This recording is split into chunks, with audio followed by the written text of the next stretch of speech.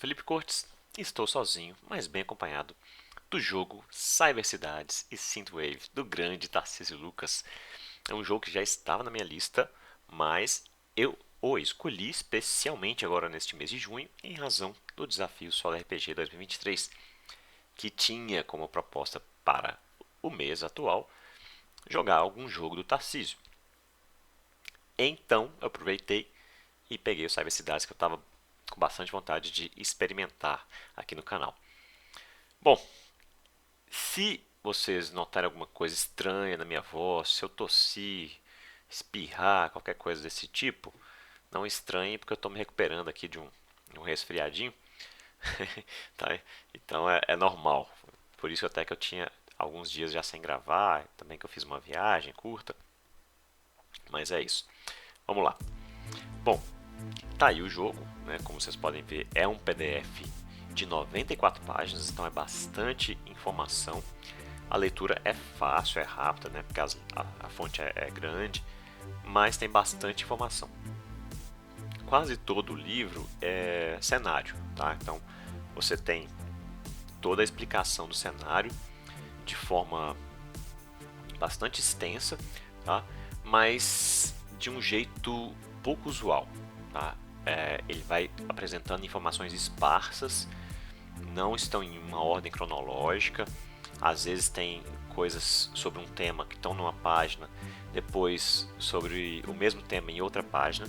Isso foi proposital do próprio Tarcísio, porque nesse cenário, apesar de ser um cenário cyberpunk, entre aspas, assim, você está num futuro em que tudo é controlado e extremamente controlado por uma única mega corporação que se chama Synthwave, por isso o nome do jogo, que tem vários braços com outras empresas que atuam também na vigilância, na parte policial, digamos assim. É meio que a Synthwave é também o governo, não existe um governo. Então ela faz policiamento, ela cuida de tudo, tá? Ela vai cuidar de você. Então, nesse jogo, a Synthwave controla muito o acesso às informações de tudo que aconteceu no passado que levou à realidade atual.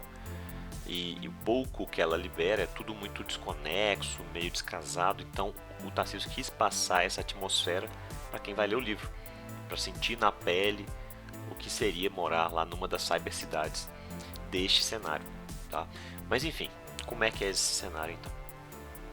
Em suma, a gente está numa terra alternativa no ano de 2187 e atualmente há quatro cybercidades, quatro grandes cybercidades, sem nomes, tá? Com exceção de uma delas, que na verdade não se fala muito dela atualmente, que é San Diego, que foi onde aconteceu um incidente, não me lembro o ano exatamente, mas acho que uns 100 anos atrás, alguma coisa assim. Tem uma cronologia aqui também, um suplementozinho que o Tarcísio fez. E já eu explico um pouquinho desse incidente. Essa quarta cidade, então, não se fala dela, ninguém vai até ela, o que acontece lá é segredo, enfim. Então é como se a gente tivesse, na verdade, três grandes cidades. A primeira delas surgiu no Brasil em 1993, então é uma realidade em que a tecnologia avançou muito mais rápido do que na nossa realidade verdadeira. E você tem, então, tecnologias de ponta, meio estagnadas atualmente, porque as pesquisas da Synthwave estão muito direcionadas para saber os fenômenos que aconteceram no passado, tá? E vamos explicar um pouquinho de por que tudo é tão diferente, não é um cyberpunk comum. Vou pegar a cronologia aqui, né? Então veja, ó, em 1972 o homem já mandou uma missão tripulada para Marte. Tá? Também a Lua nossa foi colonizada, tem mais de uma colônia lá. Em 78 já começou a funcionar uma BrainNet, que é tipo a internet muito mais avançada, que funciona à base de um chip neural que todo mundo, quando nasce, recebe. Então, a primeira missão tripulada em 72, a colônia em 82. Primeira cybercidade, que é mais do que uma megalópole, é uma coisa gigantesca, não só horizontalmente, mas verticalmente, com edifícios alcançando quase que o céu, literalmente, né? Surgiu no Brasil em 1993. Depois foram criados os clones, esses clones mais para frente foram exterminados. Depois teve uma terceira grande guerra que também envolveu de certa forma os clones. Teve a grande conflagração em 2022. E aí as pessoas tão imersas nessa nova internet, com essa questão dos chips, foram ficando cada vez mais impessoais. Em 2026 chegou à conclusão de que ninguém mais sentia saudade ou empatia. Todo mundo muito frio, sem apego às coisas, né? E aí que começa a ficar realmente interessante. Tudo já é muito interessante, mas aqui fica mais ainda. Em 2037 aconteceu, apesar dessa saudade estar extinta, ninguém sentia mais isso. Em 2037 aconteceu algo muito estranho. Todo mundo, ao mesmo tempo, no mundo inteiro, todas as pessoas começaram a sentir uma saudade de coisas que nunca viveram, tá? De um passado como se fosse da nossa terra dos anos 80. Então o pessoal teve inclusive flashbacks, viu imagens, objetos, lugares de coisas desse passado, e começaram a sentir uma falta exacerbada dessas coisas. Então, todo mundo passou por essa experiência e isso depois afetou de tal maneira as pessoas que elas passaram a adotar os costumes daquilo que elas vivenciaram. Pessoas, pesquisadores ou compiladores começaram a anotar, criaram até um programa, daqui a pouquinho vai passar, que é um reality show que se passa na Miami nossa aqui, de 1987, que lá era tudo muito diferente já, em 87. Então, Walkmans, pessoas usando brilhantina, aqueles carros mais daquela época, ouvindo canções de rock no rádio, dançando, roupas coloridas, esse tipo de coisa. E aqui, nesse mesmo ano, apesar de todos terem sentido saudade, era mais uma lembrança, uma falta meio que doentia, do que de fato uma saudade daquela maneira de se importar com alguém e sentir falta de estar perto daquela pessoa, né? Isso estava extinto, mas junto com essa grande saudade, algumas pessoas começaram a sentir de fato saudade e empatia novamente.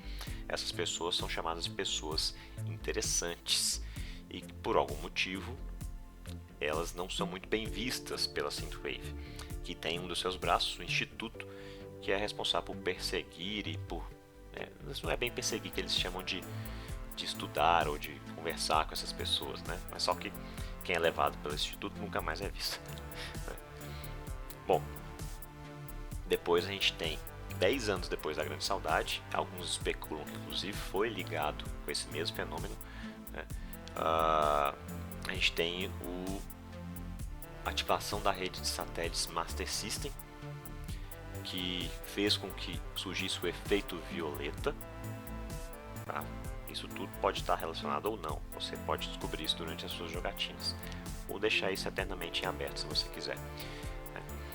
Que foi uma grande rede de satélites, que junto com isso surgiu o efeito neon, os céus ficaram violetas e isso causou distúrbios em praticamente toda a população mundial.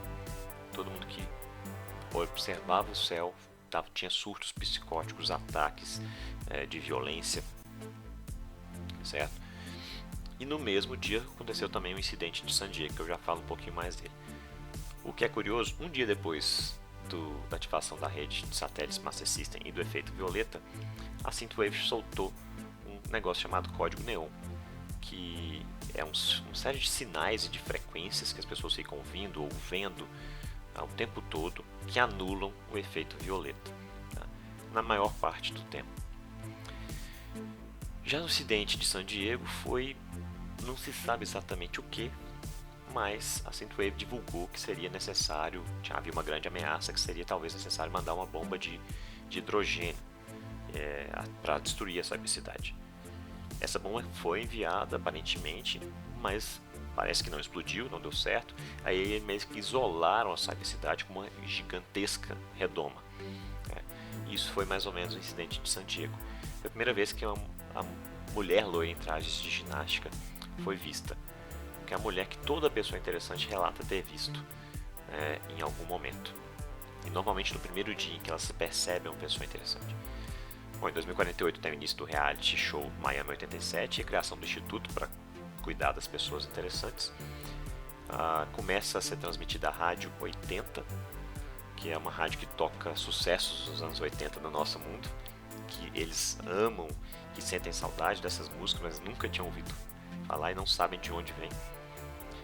Aqui são laboratórios, depois os retroclones, que achavam-se que os clones tinham morrido, mas eles voltaram de alguma forma e agora são tratados como extremo respeito, são os únicos que podem ter um tipo de religião, né? Tem uma linguagem própria, tem condomínios de luxo exclusivos para eles. Em 2087 começa a chegar um sinal de socorro da colônia Nova Malibu, lá em Marte, né? Que foi chamado como sinal SOS Malibu.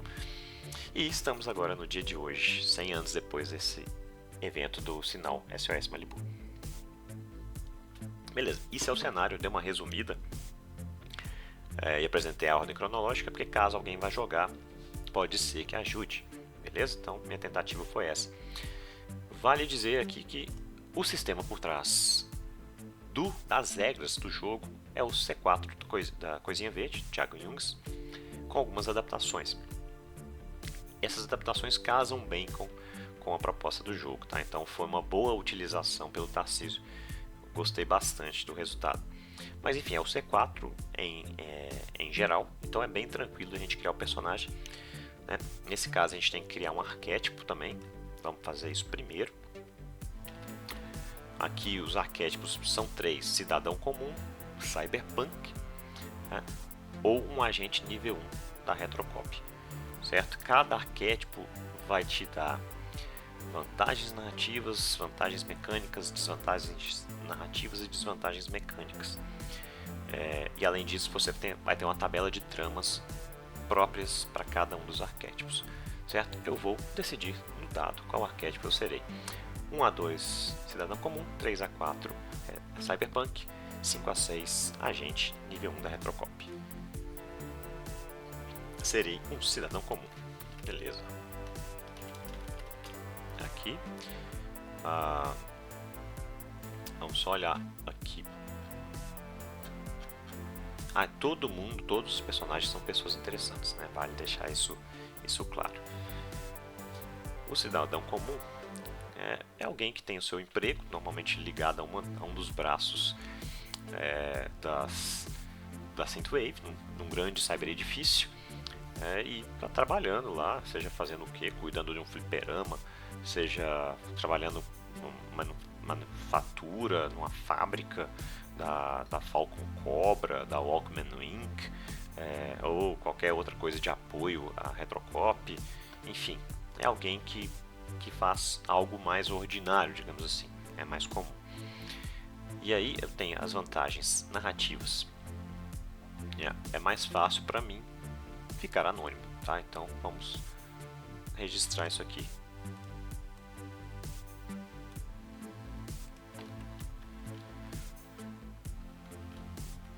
Vou pôr aqui anonimato. Porque por ser pessoa interessante, o instituto está atrás de quem se revela uma pessoa interessante. Mas sendo cidadão comum, isso é mais difícil de acontecer. Então vamos lá. O que mais? Eu ganho também 3 perícias aqui. Eu já vou colocar aqui embaixo. Eu ganho etiqueta 2, disfarce 2 e conhecimento popular 2. Já eu explico como é que o sistema funciona, para quem não conhece o C4. Desvantagens. Deixa eu colocar só aqui assim. Vantagem. Anonimato. Desvantagem. Narrativa. Se eu não posso entrar na Synthwave. Os prédios, né, pertencentes à Synthwave. Deixa eu chegar aqui um pouquinho para cá. Pronto. Synthwave. Beleza. Aqui só um pouquinho. Aí. Desvantagens mecânicas. -2 em testes realizados sob estresse acentuado. Você não está acostumado a esses extremos. Então deixa eu colocar aqui também. Deixa eu só colocar Wave -2 estresse. Aqui são minhas desvantagens, né? Minha vantagem mecânica já está lá embaixo com as 3 perícias que eu ganhei. Bom, além disso, a gente vai também definir pontos de vida e pontos de energia. Eu tenho 40 pontos para distribuir conforme eu achar melhor aí nessas duas coisas. O ponto de energia não, ponto de esforço, tá? O ponto de esforço é algo que você pode usar para ter algumas coisas especiais durante a sua jogatina. Seja rerolar um dado, seja acrescentar um objeto em cena, seja recuperar algo chamado anemóia, que eu vou explicar daqui a pouquinho. Tá? Então ele é importante também. Vamos colocar, vou pôr 20 e 20 para facilitar aqui. 20, pôr 20 de 20, 20 de 20. Bom, e agora eu preciso escolher perícias. Eu tenho que escolher, salvo engano, não sei se são, agora eu fiquei na dúvida, são 3 ou são 4. Deixa eu só olhar aqui. Perícias, página, são 4 mesmo, né? Eu escolho 4 perícias e dou os valores 1, 2, 3 e 4, conforme eu quiser. Tá? Eu quero deixar um negócio bem aleatório aqui, então eu vou rolar.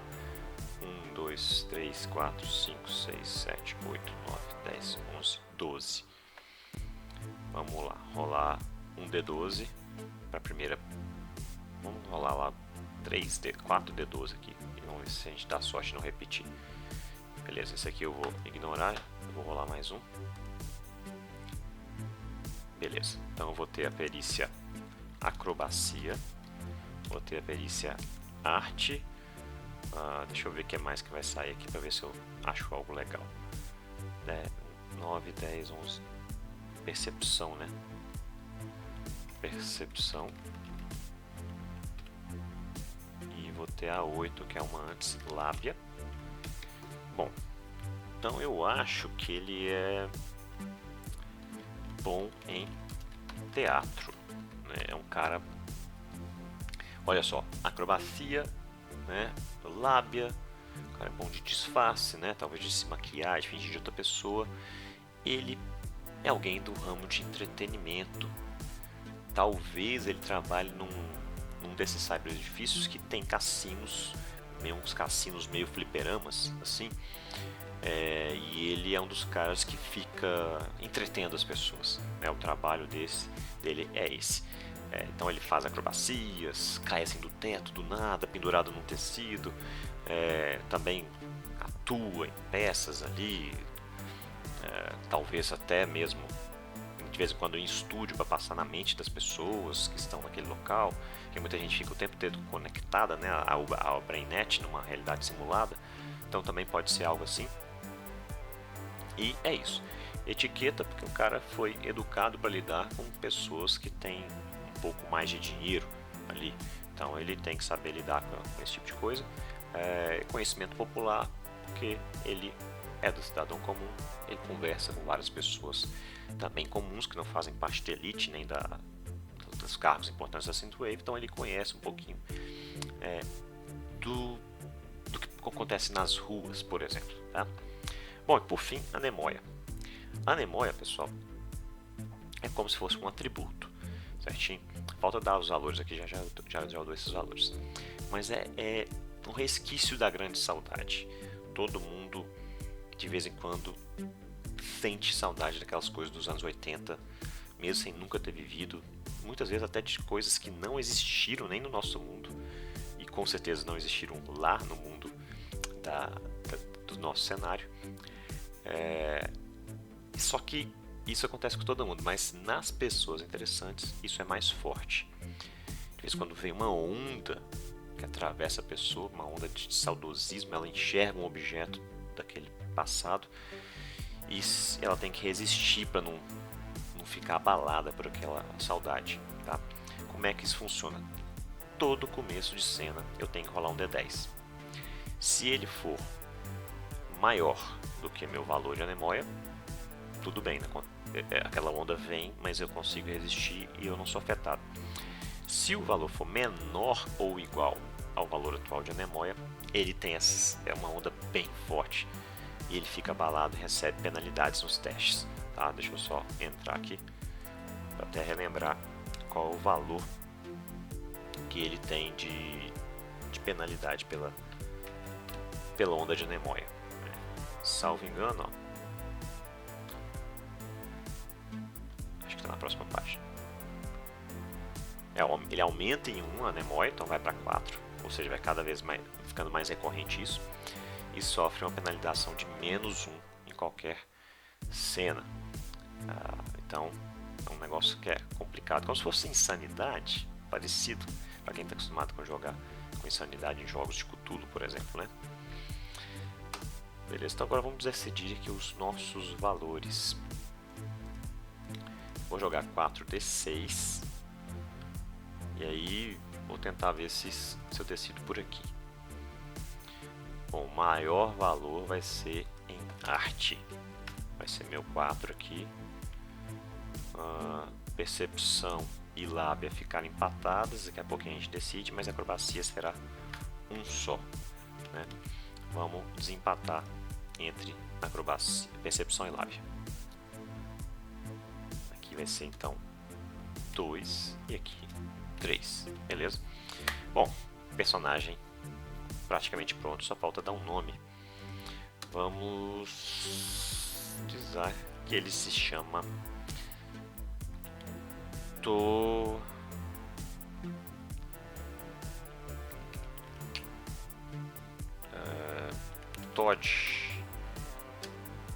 O nome dele é Todd. Bem, ele então trabalha num desses cyber cassinos, meio barra fliperama, num cyber edifício qualquer, certinho? Como é que funciona o sistema aqui, pessoal? Sempre que você quiser tentar fazer algo, você vai ter uma dificuldade que pode variar de fácil a difícil, né? Fácil, médio, difícil, em termos numéricos 4, 6 e 8. Então você tem que pegar uma das suas perícias, se você tiver uma perícia para aquilo, né? Você rola um D6, soma o valor da sua perícia e compara com essa dificuldade que você estabeleceu. Se o resultado for igual ou maior, você conseguiu. Se for menor, você não conseguiu e vai ter que lidar com as consequências. É simples assim. Se você não tem uma perícia relacionada, vai só o valor do dado mesmo. Então repare que se eu defino que é difícil e eu não tenho perícia adequada, para mim aquilo ali na verdade é impossível. Eu nem adianto rolar, tá? Então, por exemplo, aqui eu não tenho perícia combate, tá? Então, se acontecer um combate comigo, vou rolar só o dado puro. Vai ser muito difícil para o Todd, tá? Mas combate ainda dá para talvez dar uma certa sorte. Agora, se eu tento hackear um computador e é algo difícil, nem adianta eu tentar, porque eu não tenho perícia que me ajude com isso, certinho? Mais ou menos é essa a ideia. Bom, então vamos embora jogar logo. Vamos pegar a trama para o cidadão comum. Tramas estão na página 80 aqui do PDF. Então, vamos lá, é parecido com o Dominus, até o Tarcísio cita aqui a inspiração. Então vamos lá, 2d6. Vamos ver o que aconteceu e o que eu preciso fazer. Gangues invadem as ruas em pleno dia. Você precisa encontrar um local seguro. O que ocorre? Normalmente, as pessoas aqui que são consideradas incompetentes ou questionadoras demais, a Synthwave manda embora essa galera, vai para os subsolos, né? Túneis antigos de metrôs abandonados ou coisas do tipo, e acabam com um contingente enorme de pessoas que às vezes vai para esses subsolos, né, que são desempregados e tudo mais, acabam formando gangues. Essas gangues diversas vezes causam problemas, mas normalmente à noite, porque a Retrocop, que é o braço policial da Synthwave, vigia bastante durante o dia. Já à noite, cada setor da cybercidade fica um único agente da Retrocop. Ninguém sabe por quê. A Synthwave parece fazer isso propositalmente. Então, à noite, o caos normalmente reina. Mas aqui, ó, algo diferente aconteceu. As gangues invadiram em pleno dia. Eu imagino que Todd está lá trabalhando.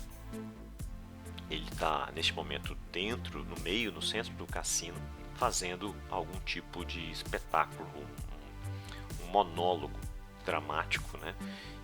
As pessoas não se interessam muito, mas gostam de falar para os outros, contar a vantagem que viram algo cultural.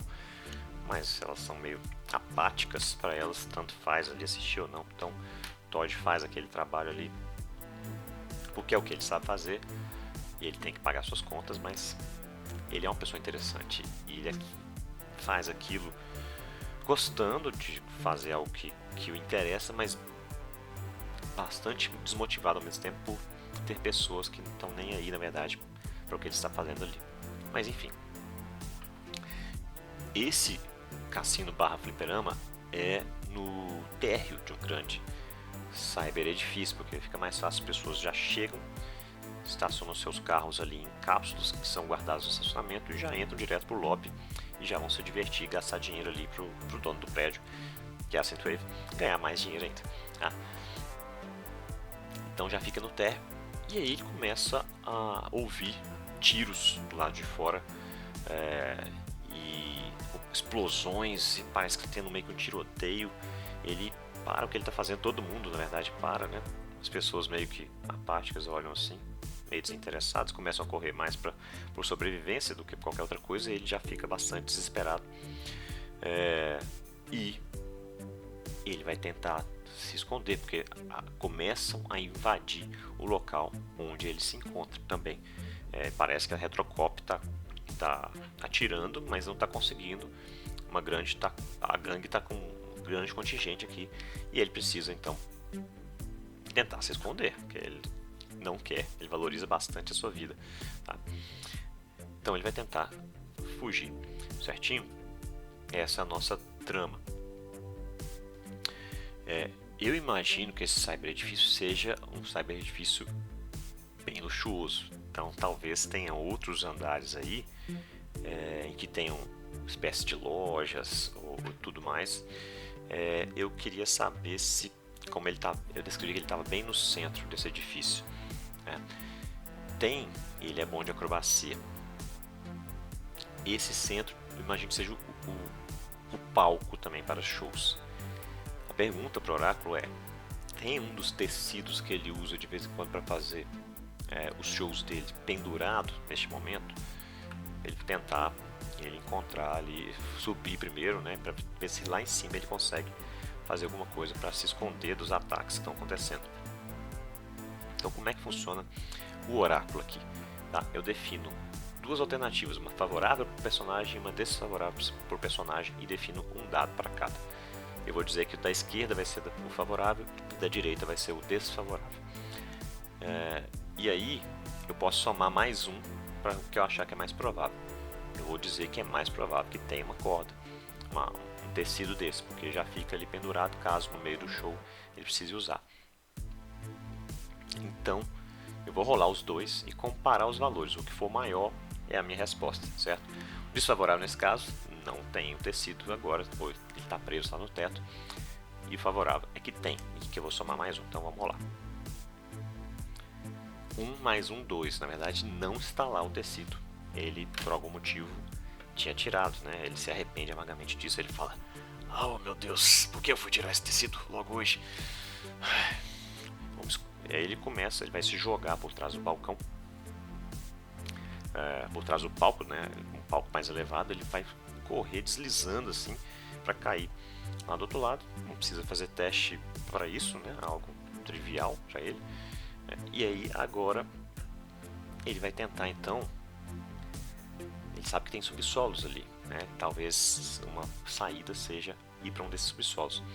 Como ele trabalha lá, digamos que ele já trabalha ali, sei lá, pelo menos há uns 5, vamos dizer que o cara tem uns 25 anos, começou ali com uns 20. ele deve saber mais ou menos daquele local que ele frequenta todo dia. Perto do palco, imagino que seja provável também. Embaixo do palco, né, tem alguma parte de bastidores para um dia em que ele precisa sair do palco, como se fosse um truque de mágica ou algo do tipo assim. Acho que é bem provável, né? Vamos rolar aqui de novo da esquerda, é provável, vou somar um. Sim, tem. Ele vai tentar agora não estar no local mais adequado para ele acessar o subsolo, né? Ele vai ter que ir abaixado assim, porque o palco, digamos que tem aí, sei lá, uns 60 centímetros de altura, então ele está meio que agachadinho assim, meio quase rastejando, tentando fugir, né? E os tiros passando para tudo que é lado, assim, tiros meio que de feixes de laser. E as pessoas com aquelas roupas coloridas, cabelos amarrados em xuxinhas, né? Maquiagem carregada, típica dos anos 80, alguns com jaquetinhas de couro assim, correndo e gritando, né? E ele tentando manter a calma, que ele sabe que não adianta, ele conhece o local, né? Então ele quer tentar uma cartada para ter certeza que ele vai ficar vivo. Ele vai ter que andar um pouquinho, certo? Para chegar até o local em que ele sabe que tem um painelzinho de controle que abre uma espécie de passagem para o subsolo no centro do palco, né? Então ele vai ter que acessar esse painelzinho e abrir por lá. Só que ele vai precisar se expor, mais ou menos. Pense que o palco é circular, o ataque está começando daqui assim e ele está de cá, né? Então, e os membros da gangue entrando cada vez mais, alguns saqueando já, plugando suas conexões neurais nas máquinas de fliperama para poder roubar os bits, hackeando as máquinas e tudo mais, outros simplesmente atirando para destruir tudo. Então ele tá aqui, vai ter que dar uma voltinha até aqui, e aqui ele vai poder ser visto, certo? Então ele vai tentar não ser notado, né, com a maior cautela possível. Aí aqui sim a gente vai ter um teste agora. Nesse caso, disfarce não é o que eu defini para essa perícia, tá? Eu acho que o acrobacia se aplica, porque pelo controle de corpo que ele tem e tudo mais, pode ser que o ajude a não se mover mais do que o necessário. Então vamos rolar aqui, eu vou somar mais um, vai ser uma dificuldade média, tá? Então eu tenho que tirar 6, ou seja, meu dado precisa ser 5 ou 6. E ele consegue. Ele vai bem devagar assim, e como tá todo mundo correndo, os caras estão entrando, não reparam em alguém agachado, né? Eles estão de olho só em mais quem está correndo. Então ele chega, ele vê os membros da gangue assim, mas os caras não estão de fato olhando para aquele rumo. Aí ele aperta o painelzinho assim, que liga tipo um LED, né? Ele conecta o seu implante neural ali, consegue o acesso pessoal dele, e a escotilhazinha começa a se abrir lá no centro do palco. Pergunta: os caras viram que essa escotilha se abriu? Eu vou dizer que a resposta favorável é não dessa vez, tá? Então aqui vai ser não, aqui vai ser sim, tá? Aí a favorável vou somar um também, porque se não viram um cara agachado ali, o palco que tem uma certa alturinha e foi uma escotilhazinha assim meio que abaixando, né? Tudo muito tecnológico, lembre-se disso. Eu diria que é mais provável que eles não tenham visto. E graças a... tem uma questão aqui. Esse oráculo é interessante por causa disso. Quando saem números iguais, a resposta favorável prevalece, mas algo inesperado ocorre, tá? Então ele começa a subir, vai correndo até a escotilha sem ser visto, mas vamos ver o que acontecerá. Aí, esse algo inesperado, a gente vai usar um inspirador na página 87. Deixa eu até ver se ele sugere alguma outra coisa para essa reviravolta, né? Aqui, empate. Aqui, pense em algo que complica a situação do personagem imediatamente. Eu vou usar o inspirador. 87, beleza. Então vamos lá. 2d6. Ameaçar corajosamente. Né? Bom, os caras não perceberam a escotilha e nem ele subindo. Mas um transeunte ali, alguém que estava se divertindo ali perto do show dele, não saiu correndo, tá meio que atrás de um caça-níquel, fliperama ali assim, tremendo, né? E olha pro lado e vê ele se esgueirando para entrar num buraco que apareceu no palco. Ele presta atenção nisso. E ele vai para cima do Todd. Ei, me leva também, deixa eu entrar aí para me esconder. E aí, isso começa a chamar a atenção. Primeiro que o cara se expõe, né? Começa a aumentar a chance de o Todd ser percebido. Bom, o que o Todd vai tentar fazer? Porque o cara começa a vir assim, quase correndo também para poder entrar no buraco. Os membros da gangue começam a perceber. Ele vai ter que ser bastante rápido aqui agora para conseguir chegar no buraco antes que o homem e fechar a escotilha rapidamente. Vamos ver se ele vai conseguir. Vai ter que ser bastante rápido. Não vou pôr dificuldade 8, vou pôr dificuldade 6. Ele, na verdade, ele vai... Já tá tudo perigoso mesmo. O que ele vai fazer? Ele vai pular, tentar pular assim, dando um mortal para já cair em pé dentro da escotilha, que ele sabe que lá embaixo a queda é suave, né? É preparada para esse tipo de coisa. Então ele já dá um salto assim, põe na mão e se joga para poder cair lá direto. Vamos ver se isso vai acontecer. A dificuldade vai ser 6. Eu vou somar a acrobacia. Não deu. Bom, o homem era alguém bem esportivo também. O cara vê que a intenção dele consegue chegar antes, assim, aliás, ao mesmo tempo que ele. E os dois trombam no meio do ar. Pá, e cada um cai para um lado, assim, machucado. Vamos dizer que eu perdi aqui uns 3 pontos de vida, né? Tem a tabela para isso aqui, inclusive, perigos. Página 88.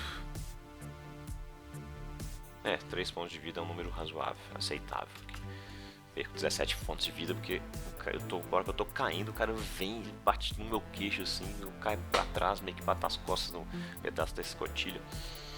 E agora não tem jeito, os caras da gangue com certeza viram, vou nem perguntar isso pro oráculo.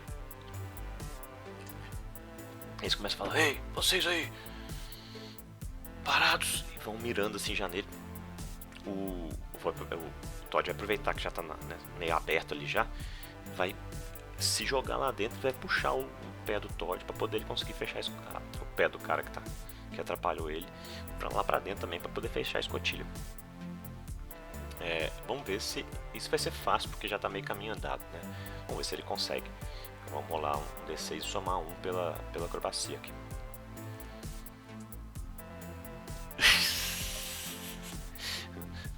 Não consegue ser rápido o suficiente, o cara atira nele. Vamos ver.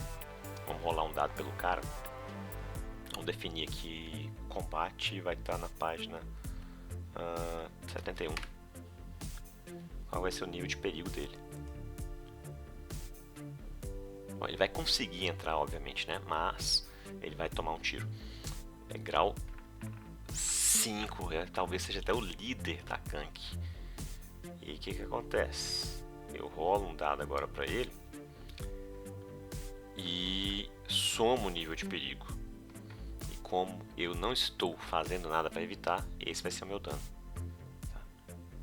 2 mais 6, 8 pontos de vida. Tomo um tiro certeiro bem aqui quase se pegando no pulmão, sabe? E o tiro já atravessa e cauteriza, mas, cara, eu me feri bastante. Então eu fico com 9 pontos de vida só. Eu tava com 17 menos 8, né? E eu já caio meio assim que sentindo a dor excruciante, puxando o cara também.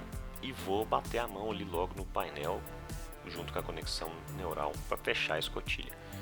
Ele só não sabe o quão resistente isso é. Pergunta: ali, né? Com certeza ele consegue acessar de outro local para chegar até ali, né? Ele conseguiria... Não vou perguntar isso pro oráculo, não. Com certeza é num lugar, nos bastidores, não vai dar direto no salão, né? A única entrada pro salão é essa escotilha que ele acabou de usar. Ele vai tentar se disfarçar de um dos membros da gangue. Nesse tempo que ele ficou rastejando, ele prestou atenção nisso, né? Porque ele sabe que ele não vai ficar muito tempo seguro ali. Então o plano dele é, já que a ferida está cauterizada, tá doendo pra caramba, né? Mas ele vai tentar se maquiar, se disfarçar, vestir, porque ali tem também é o camarim dele, tem todas as roupas que ele usa, tem o kit de maquiagem, então ele vai tentar se disfarçar, né, de um membro da gangue, mais ou menos parecido com o que ele viu ali, né? Digamos que sejam as filhas de Miyagi, o nome da gangue, tá? São mulheres, quase a maioria são mulheres, tá? E digamos que ele vai tentar se disfarçar de uma delas. Vamos ver se ele vai ser bem sucedido. Vai ser uma dificuldade difícil, né? Porque ele vai tentar disfarçar como uma mulher.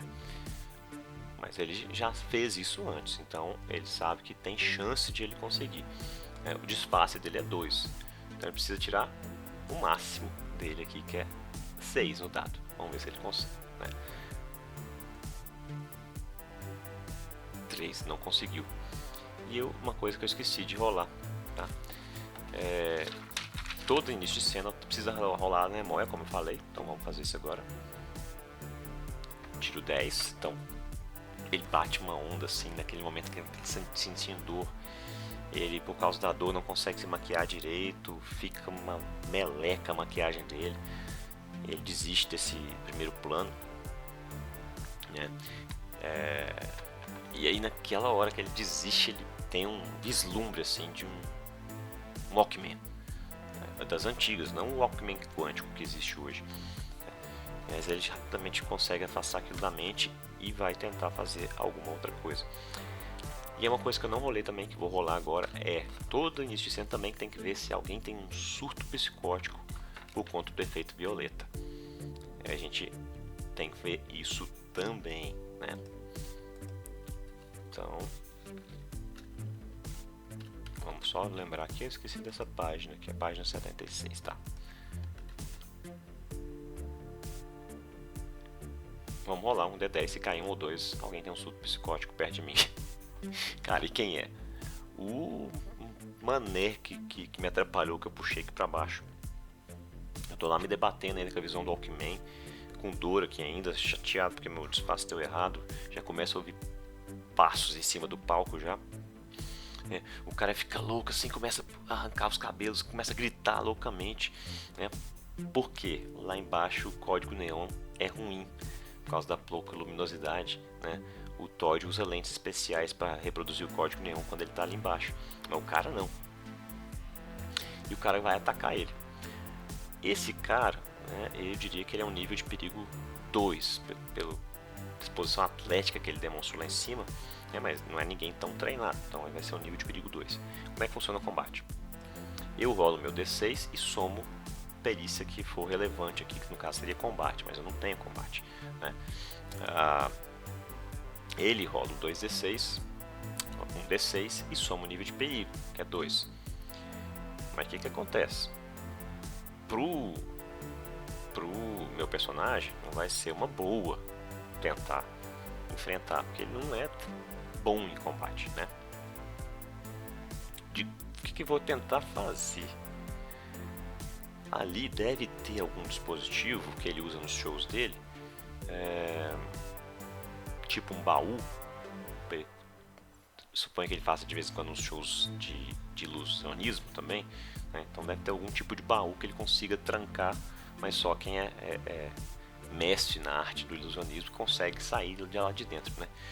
Então ele vai ver quando ele vê o cara correndo para cima dele, ele se posiciona na frente desse baú e ele vai tentar desviar no último momento e abrir assim a tampa do baú pro cara cair lá dentro, ele trancar o cara dentro desse baú, né? Vamos ver se isso funciona. Acho que a acrobacia aqui vai se aplicar, tá? E aí é uma dificuldade 6, que ele tá no terreno dele, né? Então tem que tirar 5 ou 6, vamos ver. Ele consegue, né? Então, exatamente quando o cara vem assim, alucinado, querendo pular pra cima dele, ele inclusive dá meio que um pulo, quase como se fosse um ataque de um puma, né? O cara faz isso assim, com os olhos vidrados, aí o Dodge sai da frente e levanta ao mesmo tempo a embalagem do baú. É um baúzão gigantão, né, que cabe ele deitado o corpo inteiro. Ele bate assim, capota lá pra dentro, ele já fecha a tampa, passa o cadeado que já estava meio que preparado pro próximo show dele e vai sair correndo antes que o cara consiga dar um jeito de quebrar nesse surto psicótico dele. E ao mesmo tempo, por esse tempo que ele passou ali embaixo tentando se disfarçar e tudo mais, os caras estão lá em cima já, começam a tirar na escotilha que viram ele entrar, né? Ele vai correr pelo corredor que dá acesso lá na área de empregados do cyber edifício. Aí eu não sei agora, né? Ele chega lá antes dos caras conseguirem descer, mas a pergunta que eu vou fazer é: os membros da gangue já chegaram também nesse local, que é talvez um dos corredores do hotel, que também dá acesso a refeitório para os empregados e tudo mais, né? Já estão naquele local também os membros? Seria favorável. Para mim seria não, né? Então aqui vai ser o favorável, aqui vai ser o desfavorável. Eu vou somar um também, que eu acho que eles estão mais interessados no cassino / fliperama. 5 mais 1, 6. O que acontece? Vai ser favorável, os caras não estão ali. Mas algo inesperado vai acontecer de novo para complicar a minha vida. Então, vamos pegar a página 87. 2. Analisar sinistramente.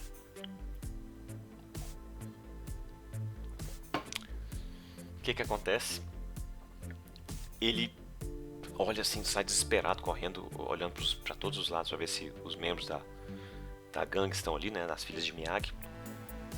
Não vê ninguém, mas quem ele vê? Que fazia algum tempo que ele não via. A mulher loira em trajes de ginástica. Ela tá numa das pontas assim e parece que tava saindo do refeitório, tá até limpando a boca assim com guardanapo. E ele entra num transe, porque ele já viu ela algumas vezes, desde que ele se descobriu uma pessoa interessante. E ele meio que tem uma fixação por essa pessoa, por descobrir quem é. Ele não sabe nada, né? Outros já ouviu falar que tem pessoas que já a viram também, mas ninguém sabe nada, ninguém tem um relato muito concreto. E ele fica meio que paralisado, meio que em transe, né? E nisso, o que acontece? Vem uma nova onda de anemóia, tá? Nele. Eu não vou nem rolar para isso, por conta dessa visão. E aí ele vai ver algum objeto. Aqui eu vou subir a anemóia dele para 4. Ele vai ter um vislumbre de objeto e vai ficar com -1 em todos os testes. Vamos ver aqui. Objetos, página 93.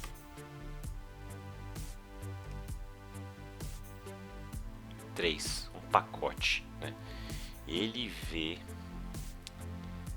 na cabeça dele assim, tem um flash, assim, ele tá num lugar que parece ser uma casa num subúrbio de Beverly Hills, assim, né? Com aquela grama na frente. Ele tá comendo ali um cereal com leite de manhã antes de ir pra escola. Ele não sabe nem quem é ele, mas enfim, ele sente como se fosse. E tá comendo um cereal, né? De repente toca o interfone, ele corre para atender, é um pacote, ele se embrulha, tem uma fita do videogame Atari escrito ET. E ele fica com aquele negócio assim. Ele tem certeza de que aquilo é real, mas ao mesmo tempo ele sabe que nunca viveu aquilo. E quando ele consegue minimamente tirar aquela imagem da cabeça dele, a mulher loira em traje de ginástica já desapareceu, né? E ele começa a ouvir os tiros se aproximando, mas ele está ainda vislumbrando aquela figura enigmática do ET. E, cara, ele tá desconcentrado, ele não sabe nem o que ele faz agora. Ele vai tentar a única coisa que ele sabe que tá mais perto, banheiro. Vai tentar se esconder no banheiro e de lá pensar em alguma coisa enquanto ele se recupera um pouco, né? Com certeza tem um banheiro próximo aqui, tá? Eu não vou nem tentar esse oráculo. Ele corre pro banheiro.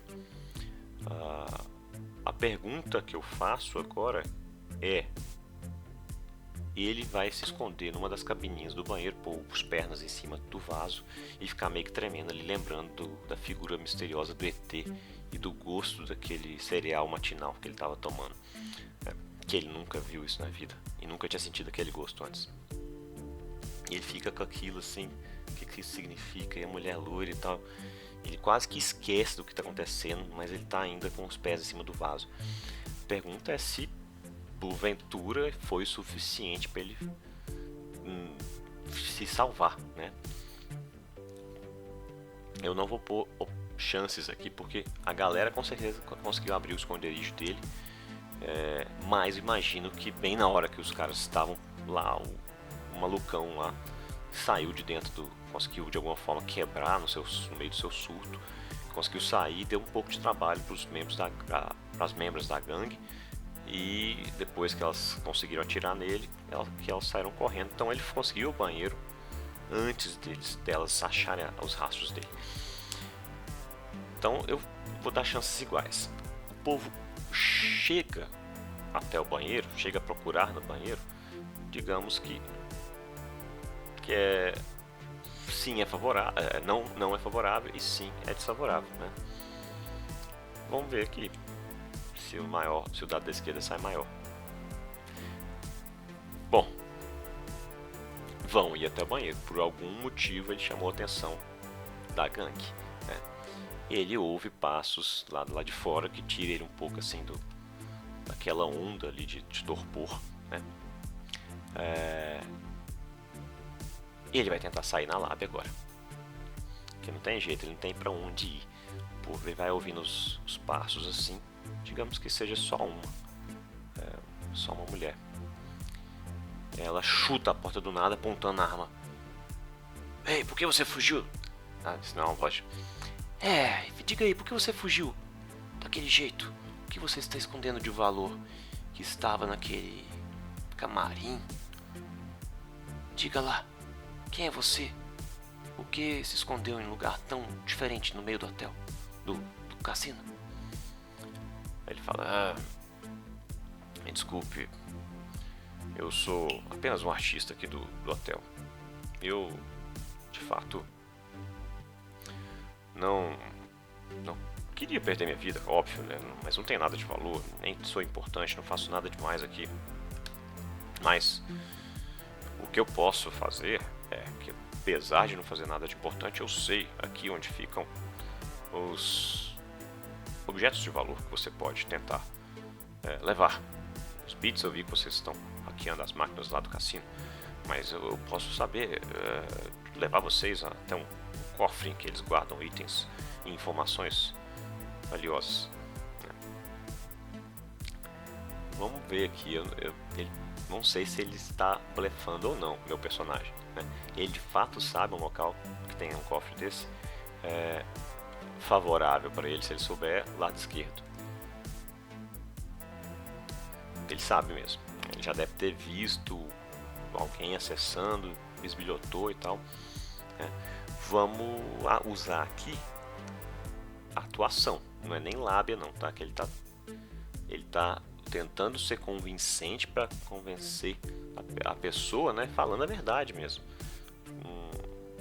Tá interpretando para ser convincente, né? Não que ele esteja tentando mentir ou enganar.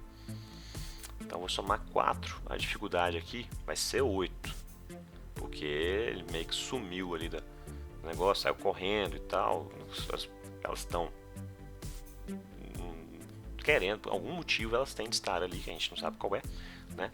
Mas eu vou supor que elas estão bem desconfiadas desse cara. 5 mais 4, 9. E de fato ela... interessante. Então eu já começo a supor que elas não estão ali só para pegar os bits. E não é um ataque qualquer. Provavelmente elas estão atrás de informação. Então vamos lá. Ele vai guiá-la até lá. Leve até lá e sem gracinhas, tá bom? Qual o seu nome? É Todd. Eu juro. Eu sei mesmo desse local. E com você do meu lado, com certeza a gente chegará até lá. Eu só te peço pra, depois que você conseguir abrir o cofre, me liberar vivo. Vamos ver aqui, né? Esse agora seria na lábia, tá? Dificuldade 6, já que o primeiro teste foi bem sucedido. Sim, claro. A gente, na verdade, está aqui para obter algumas informações e o que você me disse parece ser extremamente favorável à nossa causa. E se for verdade, não tem por que você ser morto. Matamos os imbecis lá de fora porque sabíamos quem merecia e quem não merecia. Tentamos atirar em você porque você fugiu, mas você é um artista, trabalhador. Foi a primeira impressão que tivemos, não tiraríamos em você. Mas você tentou fugir. Eu não sei se eu acredito muito em você, mas tudo bem. Se cumprir sua promessa, eu cumpro a minha. Então vamos lá. E ela vai levando, ele vai levando ela com a arma apontada nas costas dele assim. E eles sobem por uma escadaria, que os elevadores foram ativados como medida de desativados como medida de segurança. Ele sobe até o andar número 6, que é o máximo que ele tem acesso, que é onde ficam os escritórios ali de um pessoal que trabalha retendo bens de pessoas que não conseguem pagar as dívidas feitas nos cassinos. Aí mandam uma equipe até a residência da pessoa e capturam o que tiver de maior valor até lá e guardam ali no sexto andar, que também faz parte desse grande complexo de entretenimento que tem cassino, tem fliperama, tem teatro, tem cinema, tem pista de boliche, enfim, nesses 6 primeiros andares aí. E os 6 é meio que o centro administrativo desse complexo de entretenimento, que ocupa 6 grandes andares, os 6 primeiros grandes andares do cyberedifício, né? E ele vai até lá. E quando eles chegam até lá, obviamente é possível que já tenha seguranças da Synthwave, que é a empresa, tentando evitar qualquer membro da gangue de invadir outros espaços que não seja o primeiro andar lá, o térreo.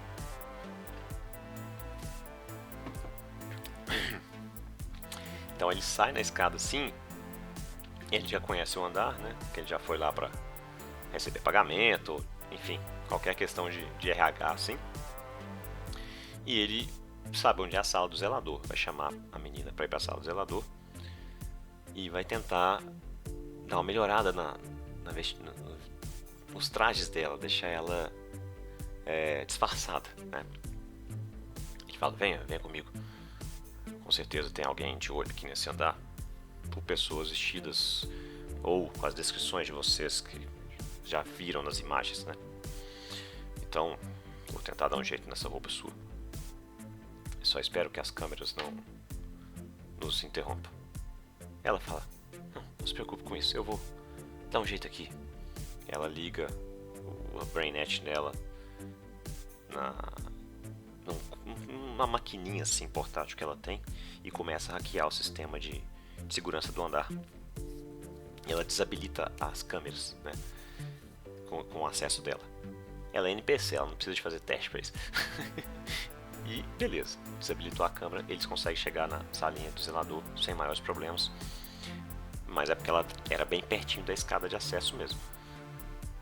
Andar mais que isso mesmo sem câmeras vai ser perigoso, que com certeza tem seguranças a postos. Não vou nem perguntar pro oráculo isso, né? Então, vamos fazer agora um teste de disfarce por ele. Mas eu quero fazer uma pergunta. Tem uma roupa de zelador ali nessa salinha? Aqui seria favorável, né? Não tem. Sabe por quê? O zelador na verdade é um robô. Então ele não é alguém que usa uma roupa, né? Um uniforme. Então por isso não tem uma roupa. Certo?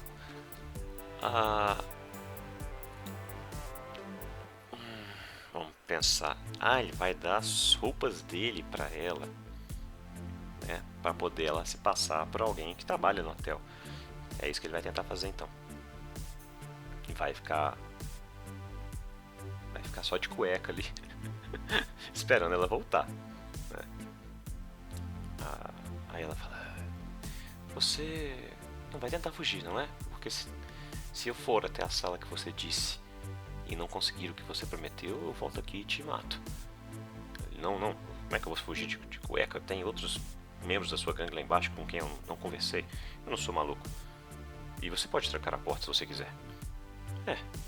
Já hackeei esse andar inteiro, é verdade. Tudo bem então. Vamos ver se ele consegue, né? Disfarçá-la de forma que ela não tenha problemas também na ida. Ele vai fazer o possível com o melhor que ele sabe das aparências mais comum das pessoas que andam por ali. E ele consegue, porque a dificuldade seria 6, eu só esqueci de falar. Ela fica bem disfarçada, o que significa que ela transita pelos local sem problemas com os seguranças, tá? Agora resta saber se ela consegue acessar. Bom, a gente já definiu que ela tem esse dispositivo que hackeia, então ela consegue acessar a sala, pega o que está no cofre. Agora a pergunta é: dentro do cofre tinha algo realmente valioso para as filhas de Miyagi? Ou seja, relacionado ao motivo pela invasão aí, desse ataque? Será favorável para o Todd se ela tiver. Então, à esquerda aqui. 6 e 6 quer dizer que sim, mas algo inesperado vai acontecer para o meu personagem. Ela consegue alguma coisa, que daqui a pouquinho a gente vai ver o que é, alguma informação relevante, mas algo de ruim acontece pro nosso personagem. Todd tá com azar, rapaz. Quando tudo parecia que ia ficar bem pra ele, né? 87, vamos lá. 2 e 2, analisar desesperadamente. O que acontece é que vai ser o seguinte: ela consegue achar algo que ela analisa muito rapidamente e sabe que é importante, mas ela não consegue ver o detalhe, então ela só carrega aquilo no chip da BrainNet dela e tenta sair correndo, porque ela recebeu uma mensagem que os retrocopos estão chegando, os reforços dos retrocopos, e elas estão começando a ter baixas pesadas lá embaixo. Então ela precisa correr para dar apoio. Ela vai lá na sala, pega o Todd pelo braço, ele de cueca mesmo, e vai correndo com ele. Ela fala: eu não tive tempo de olhar exatamente o que tem aqui, então você vai me acompanhar até a gente chegar no subsolo. E só lá, quando a gente chegar lá, é que você vai ser liberado. Ele: não, mas pelo amor de Deus, vai estar tendo um tiroteio lá embaixo. O problema é seu, se esconda o melhor que você conseguir. E não se afaste de mim, senão você morre também pelas minhas mãos. Então ele vai ter que ficar seguindo ela e torcer para que ela se dê bem, né? Digamos que essa moça, o nome dela seja codinome, né? Que ela se identifica como Xena. A Xena, ela é aquela de nível de perigo 5 que eu rolei lá. O primeiro inimigo que eu rolei, né? E eu vou fazer umas rolagens para ela aqui. Se ela tiver sucesso em 3 rolagens de combate, significa que a gangue dela conseguiu conter a Retrocop e a maioria conseguiu fugir, e ela junto com o Todd. Vão ter baixas com certeza, mas vão conseguir voltar para a sede das filhas de Miyagi. O agente da Retrocop também tem 5. Então,